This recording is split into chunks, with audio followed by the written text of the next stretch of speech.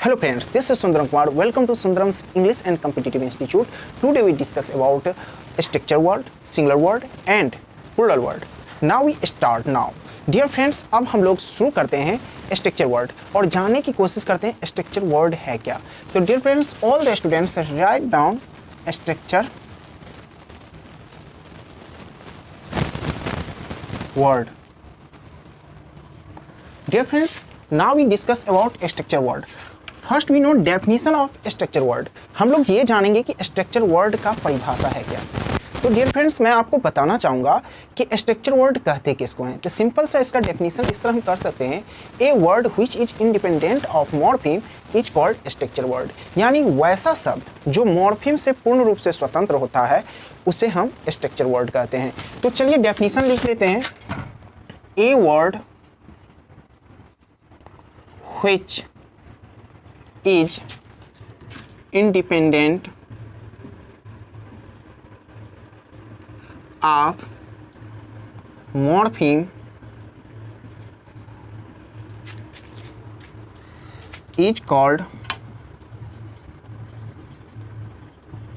structure word. Dear friends, simple सा definition है. A word which is independent of morpheme is called structure word. यानी वैसा शब्द जो मॉर्फिम से स्वतंत्र होता है उसे स्ट्रक्चर वर्ड कहते हैं. तो डियर फ्रेंड्स, मॉर्फिम किसको कहते हैं? हम लोगों ने प्रीवियस क्लास में मॉर्फिम का डेफिनेशन नहीं बताए थे. मॉर्फिम का डेफिनेशन हम लोग आगे पढ़ेंगे, लेकिन मॉर्फिम के बारे में कुछ चर्चा किए थे. तो आप प्रीवियस क्लास सभी देख लीजिए, जिसका लिंक मैं प्लेलिस्ट का लिंक डिस्क्रिप्शन में डाल दूंगा. आप उस पर जाके सभी वीडियो एक लाइन से देखिए. तो चलिए, इसका हिंदी होता है वैसा शब्द जो मॉर्फिम से क्या होता है, स्वतंत्र होता है, तो उसे हम स्ट्रक्चर वर्ड कहते हैं. ओके, अब चलिए इसका एग्जांपल देखते हैं. जैसे देखिए, you, we, I, he, she, it, one, they, everyone, everybody, it. Dear friends, ये जितने मैंने लिखा ये सभी क्या होते हैं? मॉर्फिम से स्वतंत्र वर्ड है. ये सभी शब्द स्ट्रक्चर वर्ड के अंतर्गत आते हैं. आई होप आप लोगों ने स्ट्रक्चर वर्ड समझ गए होंगे. अब हम लोग डिस्कस करने वाले हैं सिंगुलर वर्ड पर.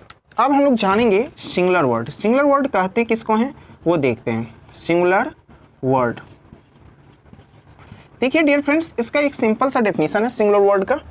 सिंपली डिफाइन कर सकते हैं सिंगुलर वर्ड के लिए. A word which denotes only one person or thing is called singular word. तो write down a word which denotes only one person or thing is called singular word. Dear friends, देखिए कितना साधारण इसका हिंदी होता है. वैसा शब्द जिससे सिर्फ एक व्यक्ति या वस्तु का बोध होता है तो उसे हम सिंगुलर वर्ड कहते हैं. यानी वैसा शब्द जिससे सिर्फ एक व्यक्ति या वस्तु का बोध होता है तो उसे सिंगुलर वर्ड कहते हैं. जैसे एग्जांपल देखिए, जैसे हम लिखते हैं pen, book, boy, girl, it. Dear friends, pen मतलब होता है एक कलम, बुक एक किताब, बॉय एक लड़का और गर्ल एक लड़की. यानी ये जो मैंने लिखा ये सभी के सभी क्या है डियर फ्रेंड्स? सिंगुलर वर्ड हैं.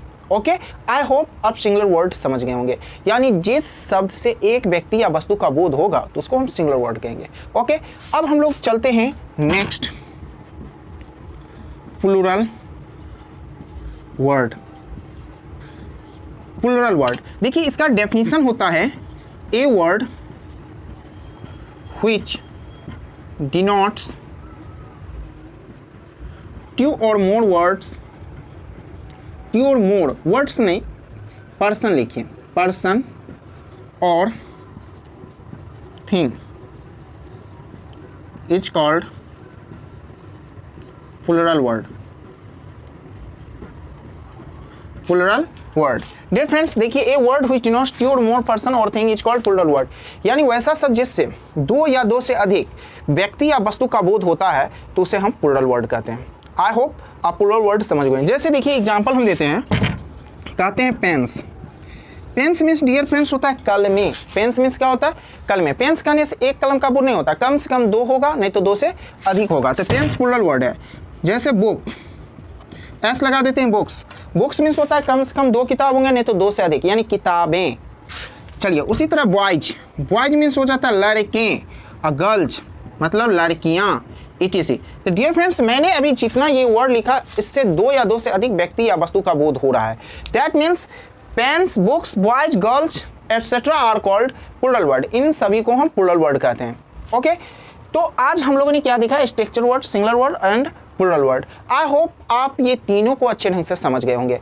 अगर समझ गए हैं तो कमेंट में बस लिखिए यस और नो, और कोई दिक्कत है तो भी कमेंट में लिखिए। और मेरे चैनल पर आप नए आए हैं तो मेरे चैनल को सब्सक्राइब कर लीजिए और अपने दोस्तों को भी शेयर कर लीजिए। कल जो हम लोग डिस्कस करने वाले हैं वो है मॉर्फीम, यानी कल का क्लास काफ़ी इंपॉर्टेंट है और कल से हम रेगुलर रहेंगे। डियर फ्रेंड्स, मैं आपको कहना चाहूँगा कि एक सप्ताह थोड़ा व्यस्त था। मेरा जो ये सेटअप देख रहे हैं ना, एक दिन मैं अपना सेटअप दिखाऊंगा कैसा बेकार सेटअप है, फिर भी क्या करूँ, जो है उसी में मैं आप लोगों को पढ़ा रहा हूँ। तो आप लोग हमें ये बताइए कि आज का क्लास कैसा लगा। अच्छा लगा तो लाइक कर लीजिए, अपने दोस्तों को भी शेयर कीजिए और सब्सक्राइब करना ना भूलिए। Thank you, see you tomorrow, bye.